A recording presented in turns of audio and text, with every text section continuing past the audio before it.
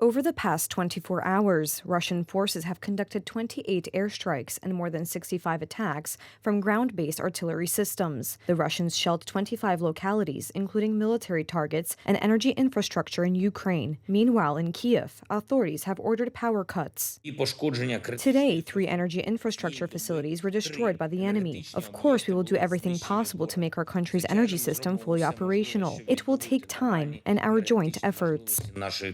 In addition, over the past 24 hours, Ukrainian forces destroyed 6 Russian military warehouses. They stored weapons and ammunition of various types, as well as military equipment. 4 anti-aircraft missile systems were also destroyed, as well as more than a dozen combat drones, threatening civilian and industrial infrastructure. No square meter of Ukraine is safe. Lviv was shelled, and a power plant in its vicinity was damaged. Russian forces are preparing an attack on a hydroelectric power plant at Kachovka. Breaking the dam will justify their retreat from the right bank of Dnieper and delay Ukrainian operations on the other bank of the river. Meanwhile, the occupation authorities in Kharkiv have evacuated citizens, with more than 50,000 people removed from the city. If the dam is damaged, part of the city will be flooded. Russian authorities are building shelters for civilians. We were inspired by the Israeli bomb shelters. These areas, which are close to the Gaza Strip, are often shelled from Palestinian territory. In our opinion, this is effective protection for Kharkiv citizens as well. According to the American Institute for War Studies, the Russian invasion of Ukraine is fraught with a variety of problems. Army manpower shortages have been filled for months by prisoners, Russian garrisons lack basic supplies, and soldiers show no willingness to fight.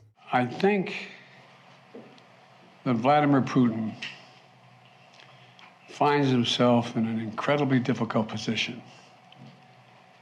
And what it reflects to me is, it seems his only tool available to him is to brutalize individual citizens in Ukraine, Ukrainian citizens, to try to intimidate them into capitulating.